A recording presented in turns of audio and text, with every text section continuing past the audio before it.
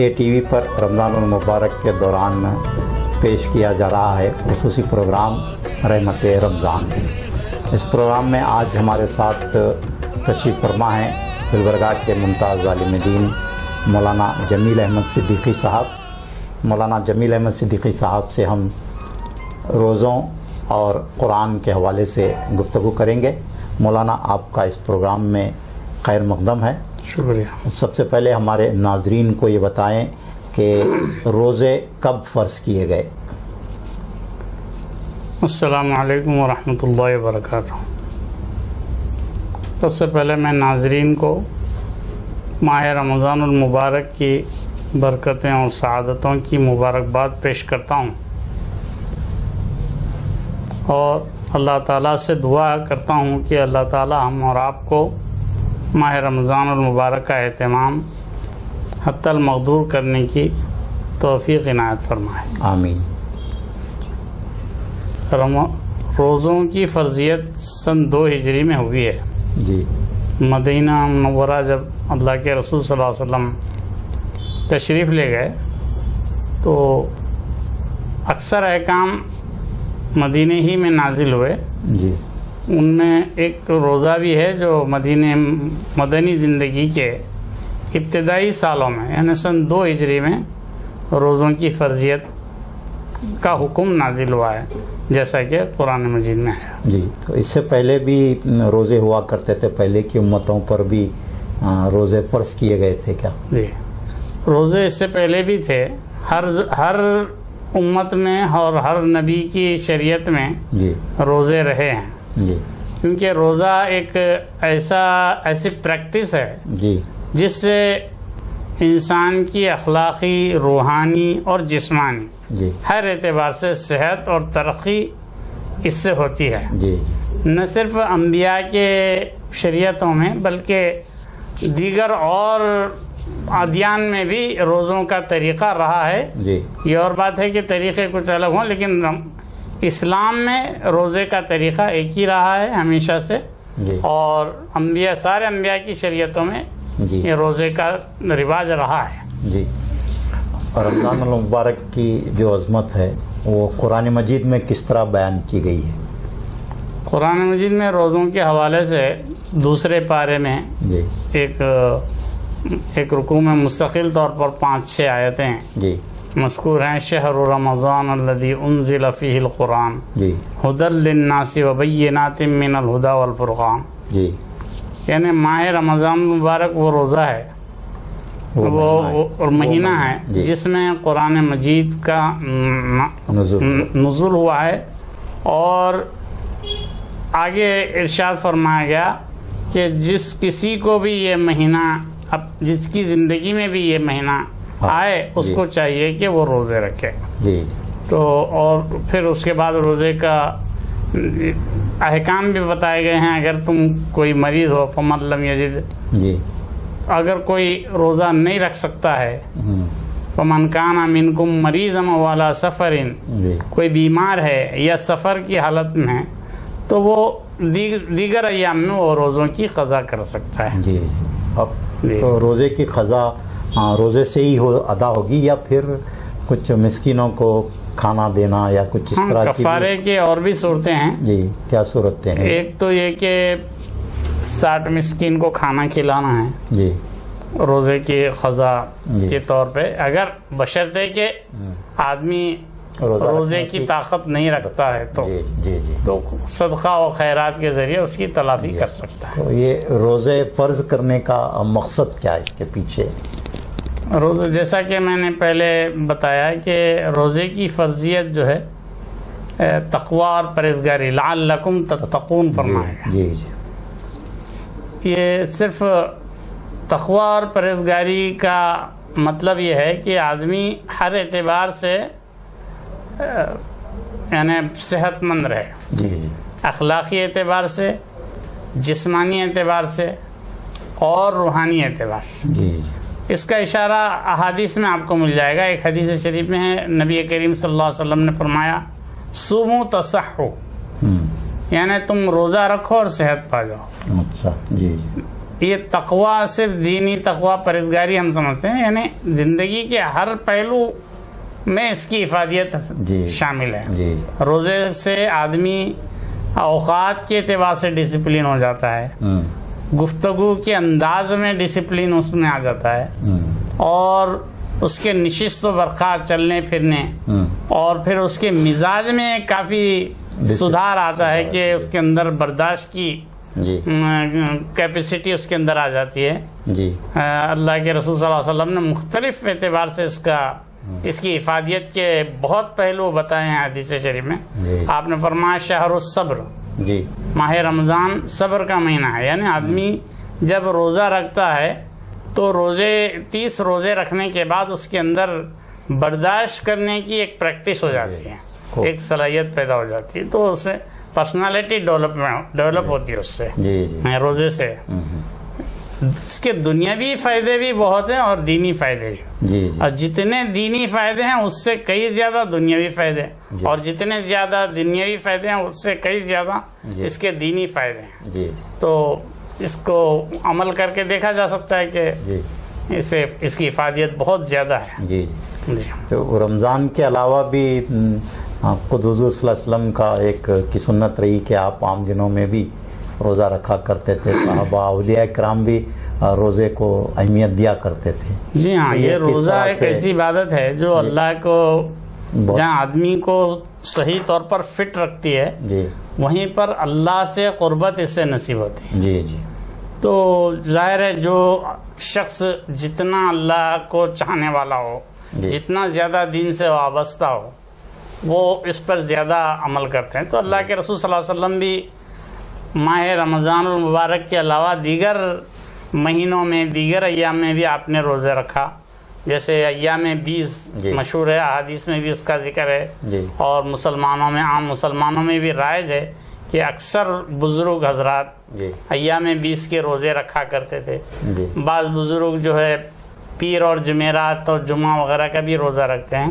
یہ فرض نہیں ہے، لیکن ان کے جب آدمی کو نیکی کرنے کی طرف، نیکی کرنے کی عادت ہو جاتی ہے تو اس کو نیکی کی حلاوت، اس کی مٹھاس، اس کی لذت سے آشنا ہو کے وہ اس پر بار بار عمل کرنا چاہتا ہے. جی اب جہاں تک رمضان المبارک کا مہینہ ہے وہ تو اللہ کی جانب سے فرض ہے.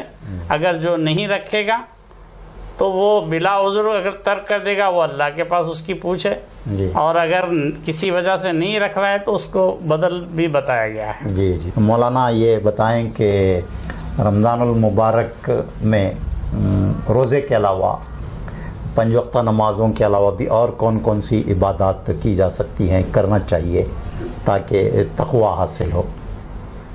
دیکھیے، ماہ رمضان المبارک میں اللہ تعالیٰ نے روزے رکھنے کے لیے فرض کیا ہے. جی نبی کریم صلی اللہ علیہ وسلم نے اس روزے کو اور بہتری، اس کی اور تزئین کے لیے مزید کچھ احکام دیے ہیں. جی اور وہ احکام کا تعلق عبادتوں سے بھی ہے اور عادتوں سے بھی ہے. جی جی جیسے کہ آپ نے فرمایا کہ اگر کوئی جھوٹ بولتا ہے جی یا جھوٹ پر عمل کرتا ہے تو اس کا روزہ رکھنا سوائے بھوک اور پیاس کے کچھ نہیں. اچھا جی اس کا مطلب یہ ہے کہ ماہ رمضان المبارک چونکہ ایک تربیت کا مہینہ ہے، جی اس میں روزہ رکھتے ہیں اور ایک قسم کی خاص ٹریننگ ہے.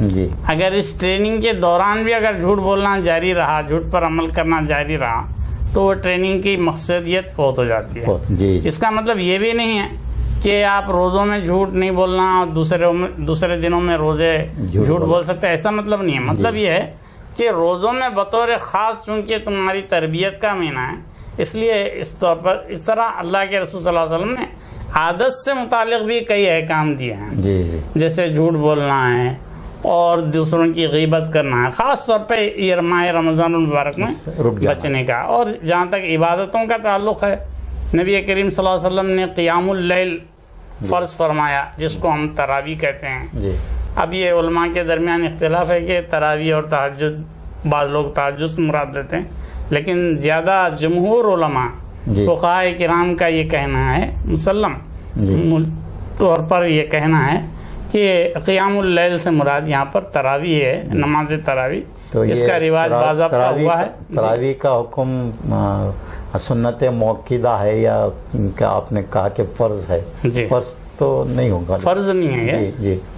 یعنی عبادتیں اللہ کے رسول صلی اللہ علیہ وسلم نے ایکسٹرا عبادتوں کا ذکر کیا ہے. جی ہاں. یہ فرضیت نہیں ہے. جی. لیکن یہ کہ ایک تاکید کی حد تک سنت اس کو کہا گیا. سنت موقدہ جیسا کہ آپ نے کہا. جی. فقہائے کرام کا جب کسی بات پر اتفاق ہو جاتا ہے جی. تو اس کو ہم سنت موقدہ کہتے ہیں. اللہ کے رسول صلی اللہ علیہ وسلم کی سنت ہے کہ آپ پڑھا کرتے تھے. یہ اور بات ہے کہ آپ کے دور میں عہد رسالت میں باضابطہ ایسا تراویح نہیں ہوتی تھی، لیکن حضرت خلیفہ دوم حضرت سیدنا عمر فاروق رضی اللہ تعالیٰ عنہ کے دور میں باضابطہ اس کا اہتمام کیا گیا. جی.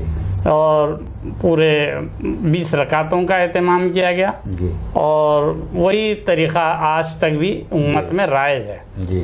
تو اس کے علاوہ تلاوت قرآن جی بھی زیادہ سے زیادہ اس مہینے میں کیا جانا چاہیے. اس بارے میں آپ ہمارے ناظرین کو کیا بتائیں؟ جی ہاں، یہ تو قرآن کا مہینہ ہی ہے. جی. اسی ماہ میں قرآن نازل ہوا ہے. جی. اور رمضان المبارک کیا ہے، ایک دوسرے معنی میں ایک جشن نزول قرآن کا مہینہ جی آپ بول سکتے ہیں پورا. یہ چونکہ اس میں ایک ایسی کتاب نازل ہوئی ہے، زندہ کتاب، جی جس کے معجزات کبھی ختم ہونے والے نہیں ہیں. جی. جی. جس کے عجائبات دنیا میں ہر دور میں الگ الگ عجائبات قرآن کے الگ الگ تفاسیر واضح ہوئے ہیں.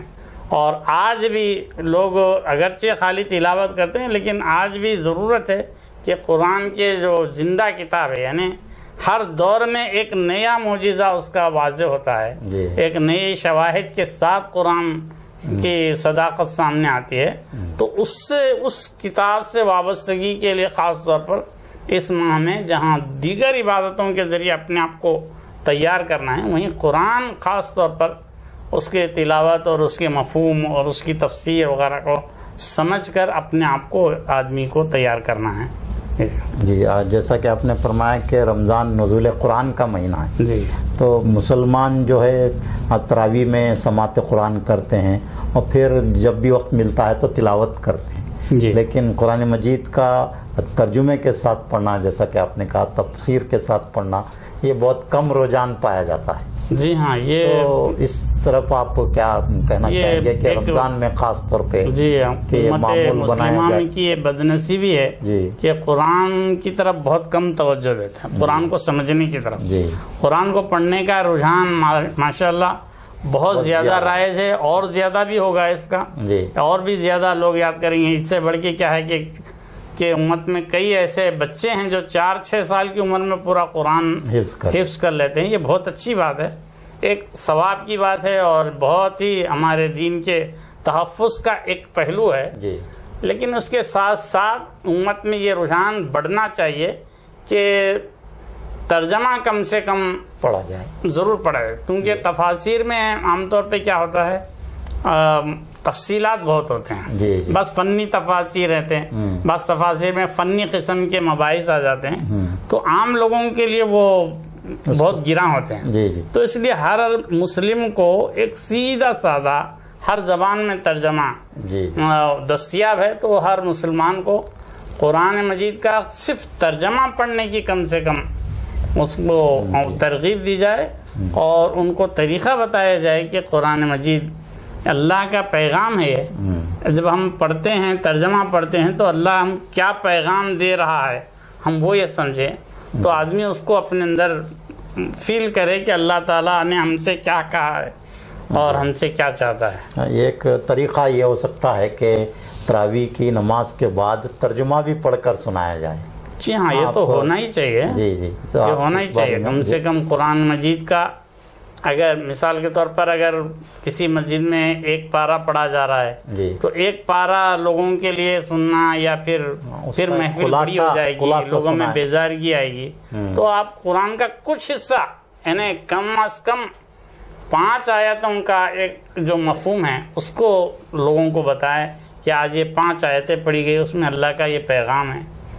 زیادہ تفصیلات میں گئے بغیر خالص اللہ کے پیغام کو لوگوں کے سامنے پیش کیا جائے، اور لوگ بھی اس کو اللہ کا پیغام سمجھ کے اگر اس کو سنیں تو اس کے عام طور پر ایسا ہوتا ہے کہ قرآن مجید کو ایک ثواب کی کتاب سمجھ لیا گیا، حالانکہ قرآن مجید جو ہے کتاب ہدایت ہے، سرچشمہ ہدایت ہے، تو اس میں بہت سارے احکام بیان کیے گئے ہیں، جیسا کہ آپ نے اشارہ کیا جھوٹ کے بارے میں، غیبت کے بارے میں، ناپ تول میں کمی کے بارے میں، زنا کے بارے میں، جو عام موٹی موٹی سماجی جس کو ہم برائیاں کہہ سکتے ہیں اس کے بارے میں بھی اس میں احکام ہے، والدین کا ساتھ کیسا سلوک کیا جائے، تو کم از کم اس طرح کی آیتیں تو سنائی جانی چاہیے تراویح میں، یا جب بھی موقع ملتا ہے عصر میں ایک نظم اس طرح کا ہونا چاہیے۔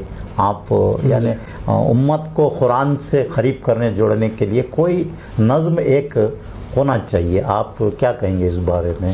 اس بارے میں حضرت شاہ ولی اللہ محدث دہلوی کی ایک کتاب ہے جی، اس کا نام ہے الفوز الکبیر، جی، اس میں آپ نے بتایا قرآن میں 5 قسم کے علوم ہیں۔ اچھا، جی جی، ہاں، وہ 5 قسم کے علوم ان 5 اقسام کے اعتبار سے بھی آیت کو لوگوں کے سامنے پیش کیا جا سکتا ہے، اور آیتیں ہیں وہ، جی، جی 5 علوم کے 5 قسم کے علوم۔ ایک ہے علم الاحکام، اچھا، یعنی نماز پڑھو، روزہ رکھو، جی، جھوٹ مت بولو، یہ علم الاحکام۔ اور دوسرا ہے تذکیر بآلاء اللہ، اچھا، یعنی اللہ کی نعمتوں کو یاد دلانا، اچھا، جی، جیسے سورہ رحمان میں اللہ تعالیٰ نے یہ نعمتیں فرمایا اس کو یاد، تو آدمی کو اللہ کی نعمتوں کو یاد کرنے کا جی، عادت ہونی چاہیے۔ جی، تو تذکیر بآلاء اللہ یہ قرآن کا خاص موضوع ہے، خاص ٹاپک ہے، تو اس ٹاپک سے قرآن کو پڑھنا چاہیے۔ جی، جی، جی، اور ایک ہے تذکیر بایام اللہ، یعنی پچھلی امتوں میں جو عذاب آئے، کس وجہ سے عذاب آئے، کہ پچھلی امتوں میں کن لوگوں نے نیک عمل کیا ہے تو اس کا اجر کیا ملا اس کو، بد عملی کی ہے تو اس کا کیا اجر ملا اس کو، یہ تذکیر بھی ایام اللہ، یہ آپ تاریخ سمجھ سکتے ہیں۔ اور چوتھا ہے آخرت، اچھا، آخرت کو یاد دینا۔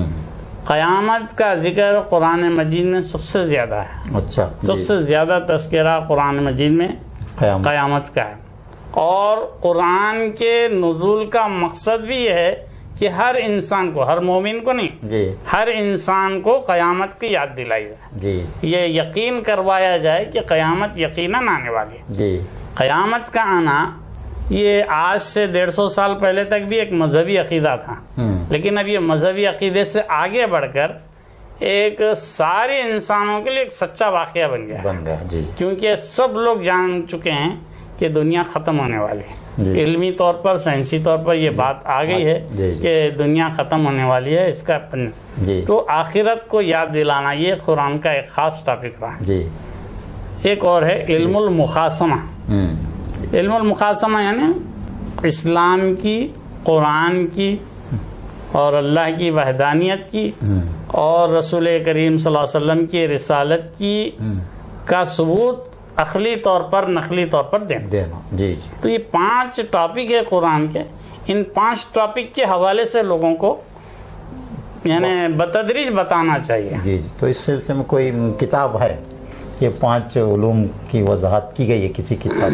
آپ نے ابھی ہاں مختلف کتابوں میں مل جاتی، یہ اس کا تذکر حضرت شاہ ولی اللہ نے الفوز الکبیر میں کیا ہے علیہ رحمہ، تو اور بھی کتابیں مختلف اس موضوع پہ مل جاتی ہیں۔ یعنی یہ جو آپ 5 علوم، آپ 5 اقسام جو جی علوم خمسہ، تو اس پہ وہ آیتوں کو ترتیب دے کر کوئی کتاب آئی ہے کیا، تاکہ ہمارے ناظرین جو ہے اس کا مطالعہ کر سکیں، رہنمائی اس بارے میں؟ ایسے تو کوئی کتاب نہیں گزری، ممکن ہے ہو ایسا، جی جی، میری نظر سے تو نہیں، جی جی، مگر یہ کتاب میں یہ بحث پڑھنے کے بعد مجھے جی بہت یعنی بہت زبردست معلوم ہوا کہ قرآن کو اس انداز میں جی ہاں، بہت آپ نے بہت اچھا نقطہ ہمارے ناظرین کو بتایا کہ قرآن کا مطالعہ، ترجمہ خاص طور پر 5 اقسام سے کیا جا سکتا ہے، تو اس میں میں سمجھتا ہوں کہ مکمل رہنمائی حاصل ہوگی کہ ہم زندگی کو کس طرح اصلاح کے ساتھ اور تقوی پرہیزگاری کے ساتھ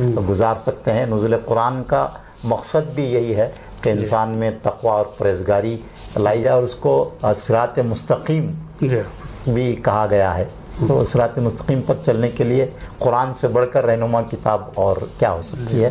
تو ہم مولانا جمیل احمد صدیقی صاحب کے بےحد شکر گزار ہیں کہ انہوں نے آج کے اس پروگرام میں رمضان المبارک، قرآن مجید اور روزوں کے حوالے سے بہت ہی معلوماتی گفتگو ہمارے ناظرین تک پہنچائی. آج کا یہ پروگرام یہیں اختتام پذیر ہوتا ہے. اگلے پروگرام میں پھر ملاقات ہوگی آپ سے. اللہ حافظ. کرم مانگتا ہوں، عطا مانگتا ہوں، الہی میں تجھ سے دعا مانگتا ہوں، کرم مانگتا ہوں، عطا کر تو شان کریمی کا صدقہ، عطا کر تو شان رحیمی کا صدقہ،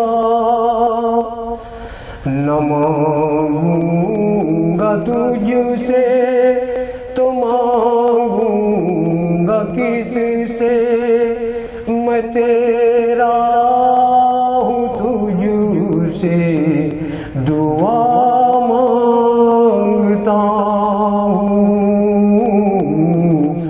کرم مانگتا ہوں،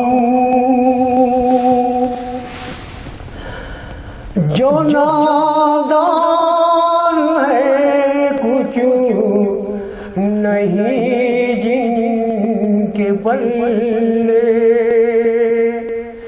انہیں بھی دکھا دے حرم کے تو جلوے، حضوری ہو سب کی،